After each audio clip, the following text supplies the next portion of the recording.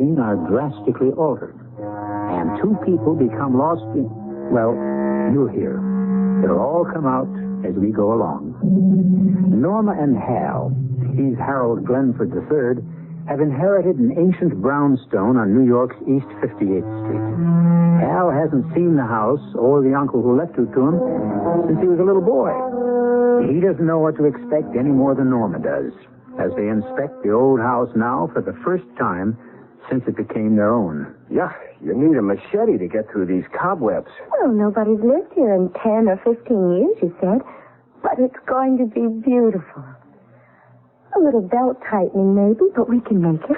I don't advise tightening your belt. No kidding, Norma. The baby's due in April. You're going to have to stop working pretty soon. It's not going to be easy on my salary alone. Oh, nobody said it was going to be easy. And there are the ghosts, of course. Cut it out. Well, now, according to Uncle George, that's the reason nobody's been living here. The ghosts drove Uncle George himself out. That's what he said. And he couldn't keep the place rented, so he just gave up. Okay. A house like this needs a ghost.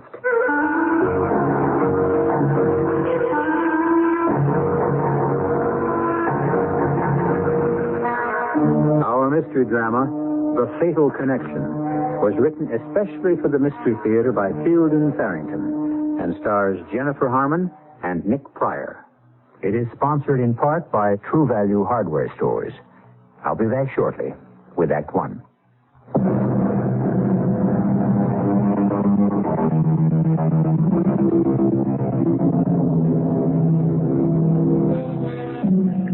Many scientists and philosophers see time as a road along which we pass, or a river along which we drift, the future waiting for us just around the bend ahead, the past obscured but not obliterated by the turn we just made.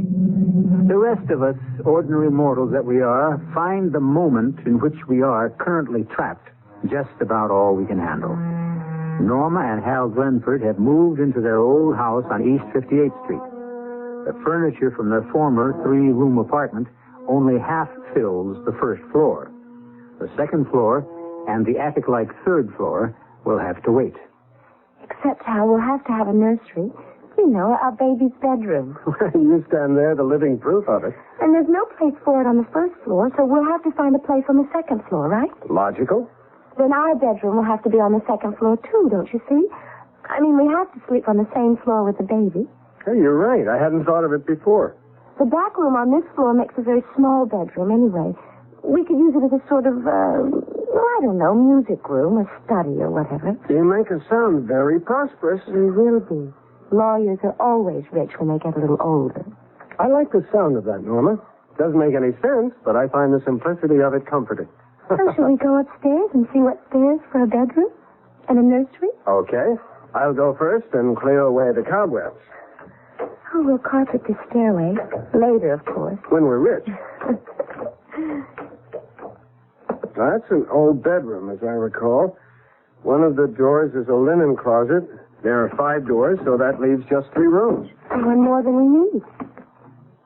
Well, this would be all right for our bedroom. It's much nicer than the little room downstairs, don't you think? Okay. Bedroom here. That takes care of us. Now about Junior. Hey, this door's locked. Well, just stuck, probably. No, it's locked. Why would anybody lock an inside door? That's odd.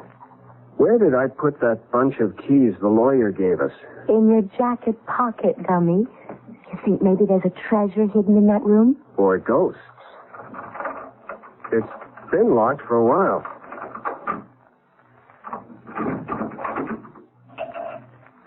It's all furnished.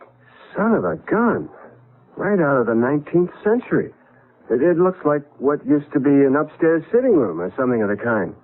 Oh, Hal, just look at that secretary. It must be 100 years old, and it looks just as solid as... Oh, my gosh, a telephone. One of those old wall phones. I've seen pictures of them. Shouldn't it have a crank? Oh, I'd like to furnish the whole house just like this. You know, everything to match the house itself. I wouldn't change a thing in here. Well, I could live without the cobwebs and the dust. Well, I'll speak to the upstairs maid about it.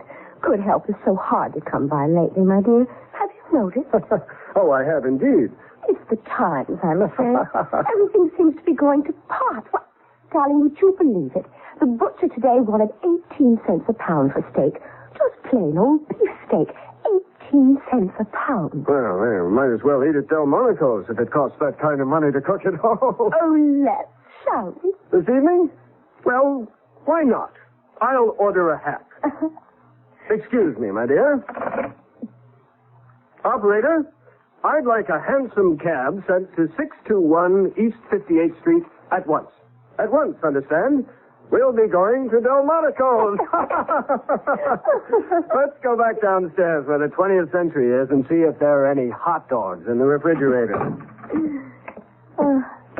Actually, though, I guess 18 cents was hard to come by in those days, as $2 is today. Not for old Grandpa Glenford, it wasn't. Great-grandpa, that would be. He was filthy rich. Was he the one who built this house? No, I don't know that he built it. He was the first Glenford to own it. Whatever happened to all that money? Gave it away. Gave it away? That's what my father told me. Maybe it was just a figure of speech. You know what we ought to have? We ought to have a bottle of champagne to break over the bow of the house, or the stern, or whatever they break it. His houses had them. Well, now, if you look in the refrigerator, just to the right of the meat drawer, you'll find a quart of excellent domestic champagne cooling. To be taken internally, though, not broken over anything. Oh, what a doll you are. Shall we have it now? Well, I thought after dinner, but if you'd rather... What was that? Well, it sounded like somebody at the door. Well, what's the matter with the doorbell? I don't know. Maybe it's broken. Maybe somebody likes the knocker better. I'll see who it is. Yes? What can I do for you? Your hansom cab, sir? For Delmonico's, I believe? It was a joke of some kind, Norma.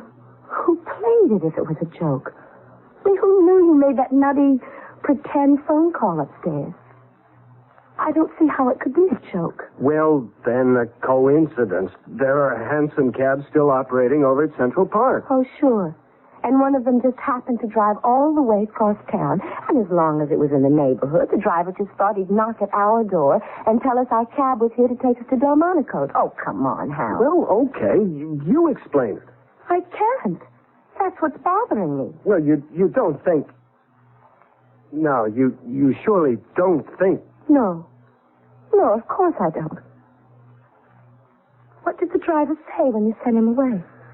Well, something about it was a funny mistake for the office to make if I didn't order a hansom. He was grumpy about losing a fare. Did he look like a real hansom cab driver? I mean, did he look like somebody you've seen driving a hansom around the park today, or was he, well, you know, dressed like the real old-timey ones?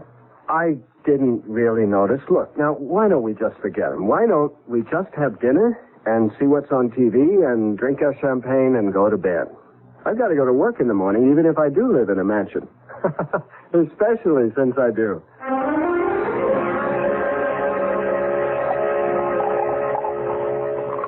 Here's to great-grandfather Glenford. Look, take it easy with that stuff, will you? The bottle's half gone already. You're a novice at this, remember? And here's to hansom cab drivers everywhere. Hey, you know what we ought to do? There isn't any more champagne, if that's what you mean. I only bought one bottle. No. What we ought to do is something about that phone upstairs. Yeah, like have it taken out. No, I want to order something. A new dress. Something like that. I mean, if they send over cabs when you order them, why not? You'd better let me finish this bottle. Bring it upstairs. Come on. 4 years it's taken me to find out I married a lush. There it is. Our fairy godmother compliments of the telephone company. You want to go first? No, you go ahead. I'm just along for the ride. What shall I ask for? No, look, don't fool around with one dress. Ask for a whole new wardrobe. As long as you're going to be a kook, you might as well be kooky in the grand manner. You're a genius. Hello? I want a whole new wardrobe. Oh, no, 2 wardrobes. One for myself and one for my husband. Everything in the latest style, and everything must fit perfectly. Oh, and have everything finished and delivered by the time I get home from work tomorrow afternoon. That's, I guess, it for now. You want to order something, Hal? Well, sure. Why not? Here, give me that. Hello. I want the house completely redecorated. Completely. Restored, I should say, exactly as it was when the place was new. And I don't mean just when you get around to it. I want that finished by tomorrow afternoon also. By the end of the working day. Thank you. Beautiful. Let's finish this bubble water and get to bed. Hey, what do you bet you have a headache in the morning?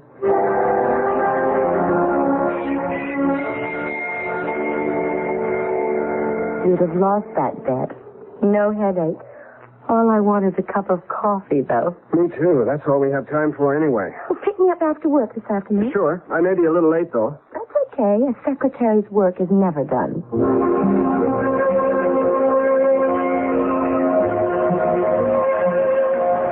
So, after I spend the better part of 3 weeks working on this brief, and it's brilliant if I do say so myself, who do you think is going to take it into court? Mr. Fuller? Old J.C. himself. Who else? How was your day? Oh, you know. Once you've typed one letter, you type them all. You know something? We ought to walk home from my office every evening. Hold my briefcase while I unlock the door, will you? I wonder if they finished. Who finished what? The decorators, you know. You told them it had to be finished by the end of the working day. How? Now, this is too much.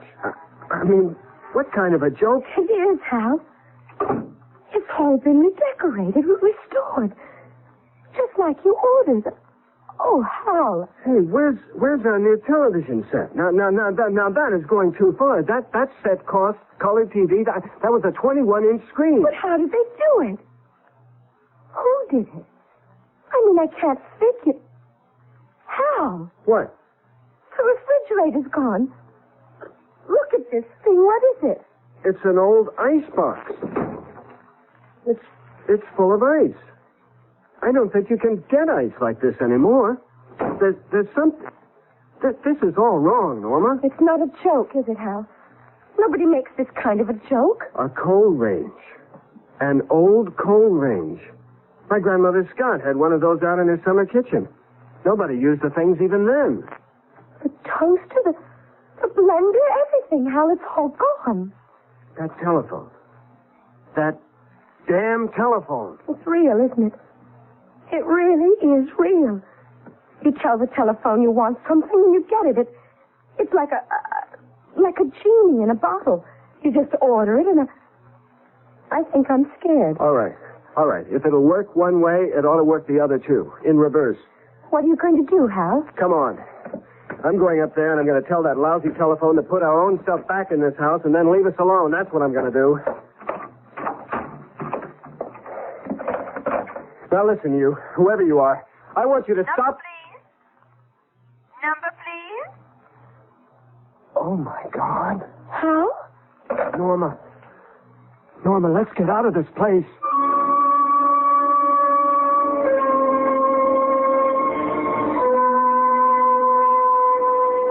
A telephone, redecorate and completely restore a 19th century house, and all in the course of an 8-hour day?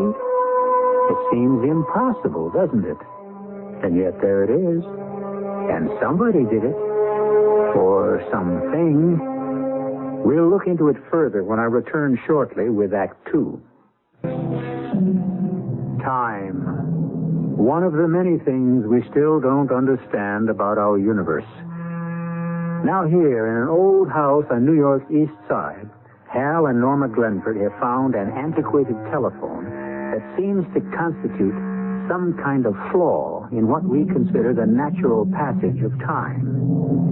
At least in the incredibly short objective space of 8 hours, the house has somehow become its original 19th century self. The past, if Hal and Norma can believe what they see and hear, has been trapped within its walls. The eeriness of it has sent the two of them frightened out onto 58th Street. It's so quiet out here. And so dark. I don't remember it being this dark before. Well, we haven't been around this neighborhood much at night. I guess east of First Avenue, the city just doesn't waste money on bright lights. Let's walk up that way, Hal. Right now, I don't want to go back into the house. Okay. Up toward 3rd Avenue or Lex? You know, I don't think I ever heard New York this quiet before. East side, west side, day or night. It's like a tomb. Hal? Hal, do you hear it? I don't hear anything, just... Now do you hear it? Well, yeah, I hear something like a... It's like a... It sounds to me like an L train. A few blocks away, like the 3rd Avenue L. Which was torn down. When? 15 years ago. Well, listen to it. Hey, this I've got to see. But how, if it's the old 3rd Avenue L, then that means that everything... No, everywhere... listen, we don't know what it means. Some nostalgia freak with a recording, probably. Something like that. Come on, let's go see. Now, if that isn't an L stopping, I've never heard an L stopping. You haven't in a long time. But I've heard plenty of them when I was a kid. Wait a minute, Norma. What do you hear now? A horse. Don't tell me that's not a horse. That sure sounds like one. Mounted cop, most likely, or maybe that same nostalgia buff. If that's a recording, then it's some recording. I've never heard a record. Now, wait a minute. Wait. That horse is no recording. It's either a mounted policeman or... There's your nostalgia buff. All 4 hoofs. Well, some companies must still use horses. You know, late at night. And... It's not that late. Anyway, look what's in the wagon. I see them. Those big milk cans. They used to... Well, look, I don't know. Maybe they still use them. I'm scared. Well, it's spooky, I admit that. So still and no traffic except that horse and wagon? Well, look, Norma, there's got to be a logical explanation. I mean, if there's not, what's happened? Have we lost our minds? Oh, no. Well, no, Norma, don't get upset. No, Hal, that's not what I mean. Look up there. Up where? At the light. The street light on the corner. It looks like a... It's a gas light, that's what it is. I think maybe we ought to get back to the house and see if we can't get organized.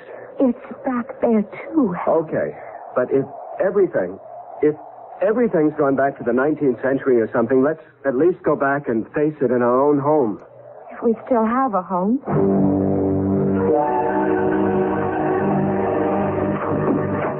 The key seems to turn easier. What if there's somebody in there? I mean, we didn't live here, and... Oh, what year do you think it is, Hal? It's... Oh, Lord, I'm so mixed up. How can it be anything but 1974? That's what it is. Or was, or will be. Now, we've got to stop this foolishness. The first thing we need is some dinner. Maybe with some good, solid food inside us, we can take a more reasonable view of this mess. I don't know how to cook on a coal range. I don't even know how to make it burn, do you? Well, we were lucky there was some stuff in the icebox already cooked. I wonder who cooked it. Maybe my grandmother. What do you suppose happened to them? Your great-grandmother and grandfather. Are they supposed to be living here? Are they going to come walking in and... Listen, what's that? It's that phone upstairs, Hal. You mean the one that... Oh, Lord. Let it ring, Hal. Just let it ring. I can't. If it's somebody from whatever year this is, I've got to talk to him, Norma. I've got to. All right, but I'm going with you. They put carpet on the stairway. Or had it on the stairway, whichever. Hurry up, will you? I don't want whoever it is to hang up before we get there. It's actually a new house now, isn't it? You don't see the signs of age anymore. It doesn't look like 1,000 coats of paint on everything. Hello? This is Bill, Harold. Where have you been all day? Well, I practically camped outside outside your office all afternoon, and you never did show up. Who did you say this is? Are you all right, Harold? It's Bill Hoyt, your partner. Oh, yes. Yes, of course. I was wool gathering. I guess you were. Listen, I've got to talk to you bright and early tomorrow morning. You're in a jam, Harold. A jam? Well, can't you tell me about it now? You'd better get in here tomorrow for your own good. It's nothing to do with me, but for your own good. Oh, well, if it's that important... It is. It's to you, Harold, not to me. To you. All right. Thanks for calling, Bill. What was that about a jam? He didn't say. But you want to know something weird? He thought he was talking to my great-grandfather. That man called me Harold, and that was his name. I can't remember anybody ever calling me Harold my whole life. He thought he was talking to my great-grandfather. I can't see. How did they read by these silly gaslights anyway? There's an oil lamp right there on the desk. I think they used oil lamps to read by at night. The gas fixtures are all up on the wall. Well, do you know how to light one of these things amid the lamps? Well, just take the chimney off, or the glass thing. Then you hold a match to the wick like a candle. Because if this is my great-grandfather's desk, I mean, the way he left it only yesterday, I want to know what's in it. Is this what you mean by the wick? Yes. Do you think we'll ever get back, Hal? I don't know if I could stand it stuck here forever. There's no way of knowing, Norma. Everything's written in longhand. This looks like a deed of some kind. Most likely for the house. No. My gosh. What? This is a deed to an office building on 5th Avenue. Way downtown, but that's where the action was in those days. These days. Your great-grandfather owned an office building? I told you, he was loaded. There goes that lousy telephone again. Don't answer it, Hal. Look, you can come with me. It's no good just letting it ring. It's got to be somebody important. There weren't many phones in those days. These days, damn it. Only rich people could afford telephones. It'll just mix things up all the more, though, answering it. Look, it's our only contact the way things are. I wish. Oh, it's no good wishing. Hello. Hello. Mr. Glenford? Yes? This is Maud Spencer, Mr. Glenford. Is Norma in? Just a minute, I'll see. Norma, do you know a Maud Spencer? I don't know anybody here. She asked for Norma. Norma. Now, maybe it's a link of some kind. You'd better talk to her. Oh, Hal, I don't want to talk on that thing. Look, this could be the breakthrough. Here, talk to her. Hello? Norma, my dear. We were all expecting you at Sarah Aldrich's tea this afternoon. I do hope you're not sick. Sarah who? Aldrich. Sarah Aldrich. Well, you were invited, weren't you? Sarah said you were. Oh, well, yes, I guess I was. I mean, yes, of course I was. I've been having these spells, you know, headaches and that kind of thing. Oh, dear.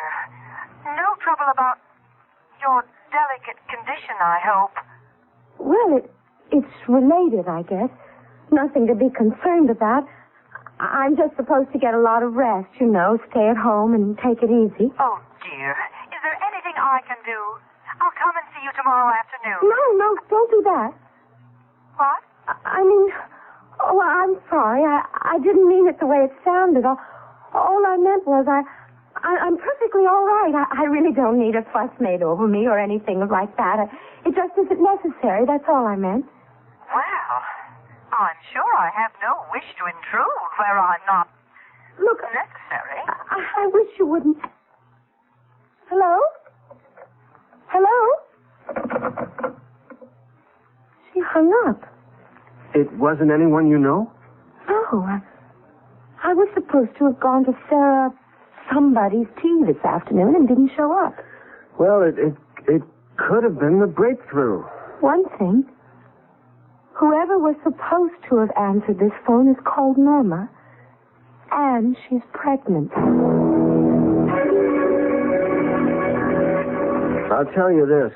My great-grandfather was not a very popular man. How do you mean? Well, if he had any friends, they sure didn't write to him. These letters are all from people who hated his guts. Claim he stole them blind. Stole? Do you think it's true? I'm beginning to believe that old Harold Glenford, Esquire, was mixed up in some pretty shady enterprises. What kind of shady? Kickbacks, near extortion, character assassination, embezzlement, or something very like it. If a third of these letters are right, you name it, and old great-granddaddy Glenford was into it. Oh, that's shocking. Listen, you want to hear one? I'm not sure I do. Glenford. This guy signs himself James Blakely. Glenford. You are unfit to breathe God's pure air. The ways of God are beyond understanding, but justice is inevitable either in this world, which you befoul, or in the next where, never fear, the punishment you deserve has been prepared for you. To hasten you into that world would be an act of the highest nobility. If I do not do the deed myself, rest assured that another will in good time. Wow. A sample. Only a sample. How? Well, what is it? Look at this. It's a... This is a picture of you and me. That sure is what it looks like. But in those clothes? Well, where did you get this? In this desk drawer. Look on the back. Mr. and Mrs. Harold W. Glenford on the occasion of their wedding, June 18, 1894. And look at those signatures. Except for a couple of curlicues, they're yours and mine. I can't help it, Hal. I'm scared. I don't see how it's possible, but it must be. I have somehow become my own great-grandfather. Not only that, but you're my great-grandmother, and that child you're carrying, due to be born next April, is my grandfather. Paradoxical? Well, yes, of course. You presuppose paradox the moment you start moving about in time. How do you know you aren't your own great-grandfather or grandmother? If tomorrow you found an old telephone in your attic, well, how do you know? I'll return shortly with Act 3.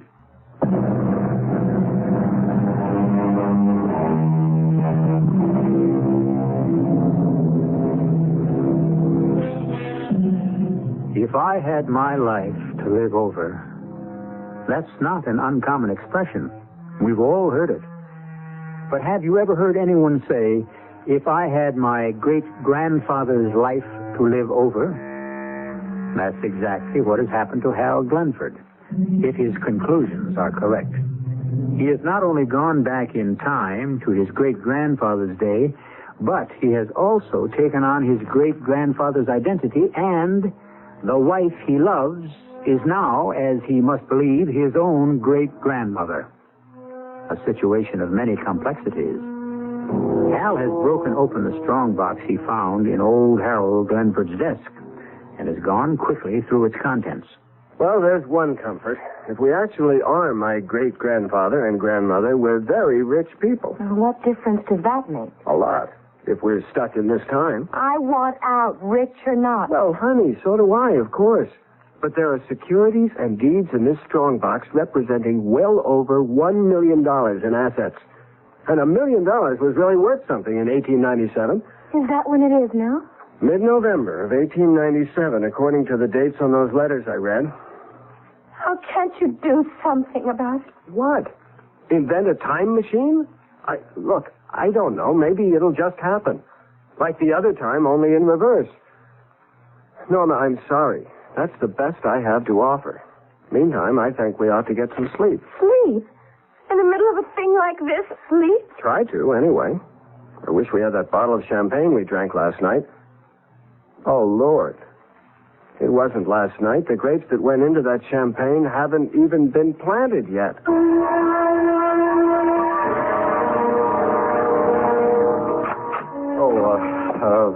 Hello there. I'm sorry. I didn't realize you had someone in your office with you. Never mind. I was just leaving. Sit down, Harold. You were wise to shave off your beard.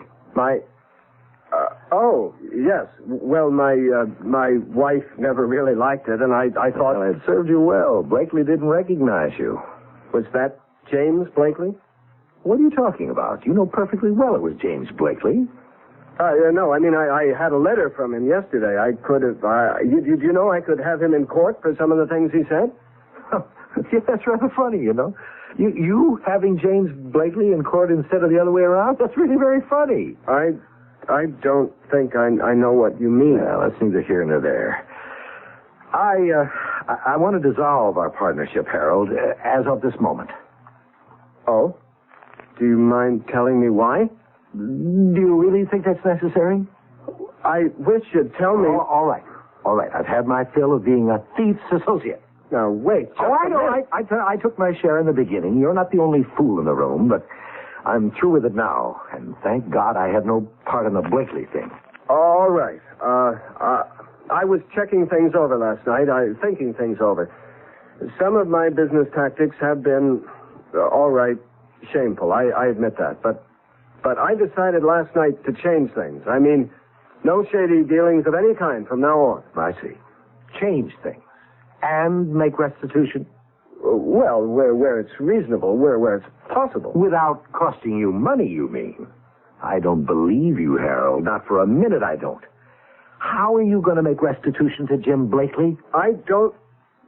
Would you mind refreshing my memory on the Blakely thing? Oh, now, really, No, Harold? I've been Lately, I've been reassessing. I've been reevaluating, and there are just so many details. I'd just like to hear the Blakely affair clearly stated. Objectively, you know. Oh, nonsense.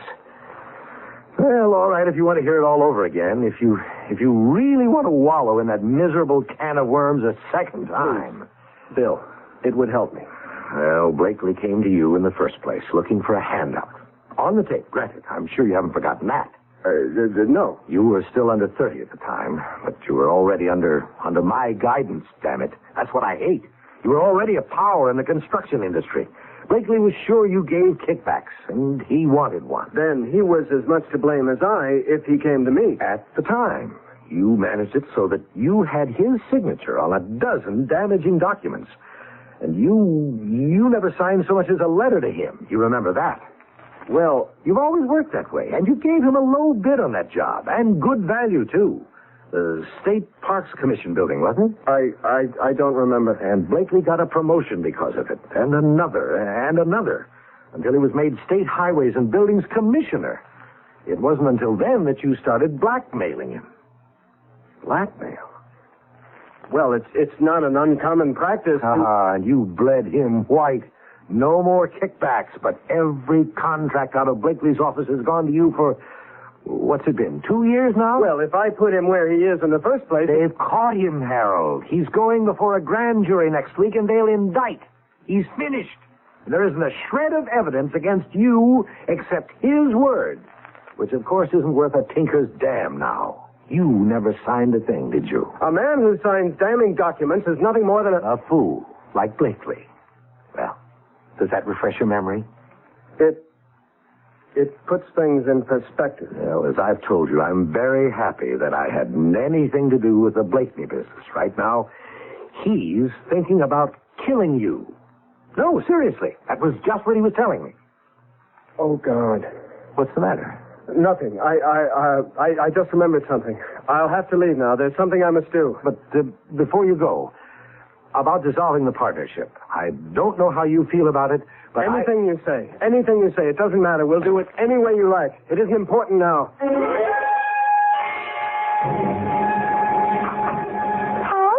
Oh, Hal, I'm so glad you're home. Just listen, we have to get out of here. So awful, Hal, being in a place you're so terrified of and being even more terrified of leaving it. I've never in my life... Norma, we have got to get out of here. Out of here? Where to? I mean, altogether out of this time. We've got to get back to the 20th century. Hal, something's happened, hasn't it? No. Yes. Norma, there's no time now. Let's try the telephone again. I want to know. Tell me, Hal. Tell me. Number, please. Listen, I want you to get off the line. Do you understand? I want you to just unplug yourself or whatever it is you do and just get off the line. Just for a minute or two. Will you do that, please? Number, please? Oh, for God's sake, shut up. If you can't get off the line altogether, at least shut up. Don't talk. All right. Listen, you, whoever you are, we have had enough of this nonsense. We want to go back to the 20th century, and we want to go back now. You're the one who got us into this mess. Now get us out of it. Do you hear me? Number, please? Hal, what are you doing? Pulling the wires out of the wall, can't you see? I'm trying to get this lousy telephone back the way it was when we first moved in here. All right. Can you hear me? You in there in your damn stupid telephone? I want you to put us back. Do you hear me? We didn't ask to be brought here. We're not responsible for anything that happened before we got here. We want to go back. You can't punish me for something my great-grandfather did. Do you hear me? All right, don't answer. You don't have to answer. Just do it. I don't know what else I can do. Hal, the phone isn't hooked up. You pulled the wires out of the wall. It wasn't hooked up before when all this started. Maybe it'll work. Maybe it'll get us out of here before... Before what, Hal? Okay. Come on downstairs. I guess you'll have to know. And he's threatening to kill me. Blakely is. That's what my great-grandfather's esteemed partner told me this morning. Well, then what are we sitting here for? We have to get out of this house. It won't do any good, Norma. It will. There must be 1,000 places to hide. You're just a sitting duck here. No, there's no hiding place but the 20th century. Back where we're really Hal and Norma Glenford. There's no hiding place at all in this century. I just don't know what you're talking about. The thing is, I remember now. I remembered while I was sitting there in Voight's office. Remember what? I remembered hearing my grandfather. Was he my grandfather or my son? I remember when I was just a little boy hearing my grandfather telling my father about it. About what, Hal? My great-grandfather was shot to death by a business associate. By a man he'd cheated, ruined. That's what my grandfather told my father. All right. That was your great-grandfather. But it's already happened. To whichever one of us was here, it's already happened. It can't be changed. I don't believe any of that. I don't. I want you to do something. I've done all I can do. It's up to that telephone upstairs.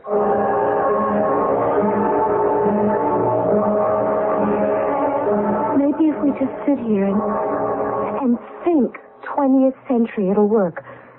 Close our eyes and just know we're in the 20th century.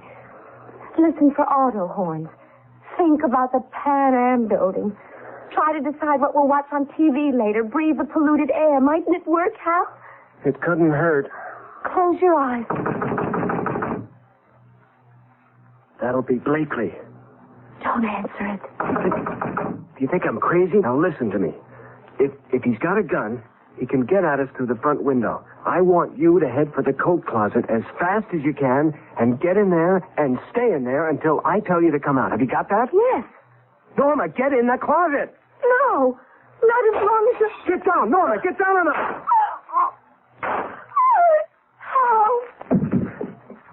How? Don't move, Norma. He may still be out there. How? You're bleeding. I am. I don't feel anything, but I can't seem to... All over your shirt. I'm going to call an ambulance. Now, don't move. I'll be right back. Don't move. Can't call an ambulance. I pulled the wires out. Remember? I'll go out, Hal. There must be a cop or something. I'll go, Norma. Please. It wouldn't do any good. It's already happened. But I can't just... I might not be here when you get back. Oh, Hal. I want to tell you something important. All right. The kid. Next April. I'll name him Harold and I'll call him Hal. No. Anything but that. Oh. Anyway, his name was Edward. My grandfather. Hal, don't you think I ought... No, tell Edward. Tell him when he's old enough. Understand? Tell him get rid of the money. All of it. Dirty, filthy, dirty money.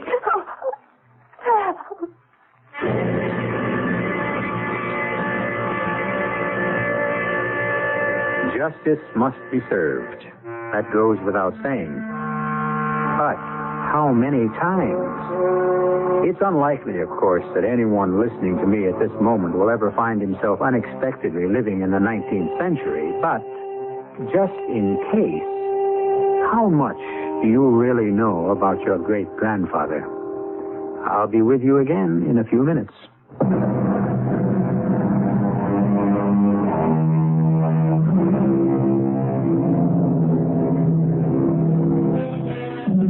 Young Edward Glenford, Norma's baby, was born in April 1898 and lived a long and, in some respects, fruitful life. He never made much money, but he gave away several millions of dollars, according to the instructions left by his father. But was it his father or his grandson who gave him those instructions? I leave you to puzzle it out for yourself. Our cast included Jennifer Harmon, Nick Pryor, Robert Maxwell, and Joan Shea. The entire production was under the direction of Hyman Brown. And now, a preview of our next tale. Well, that's exactly what I've come to talk with you about, Arthur. Your niece. Oh? Something important? Very. I've asked Amelia to marry me, and she said she would. Oh, no.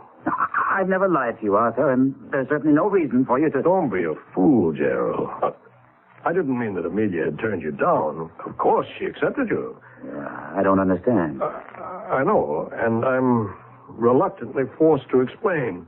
When you hear why, you won't want to marry Amelia. Impossible. There's nothing you can say about Amelia that would make me love her any less. She's the perfect woman.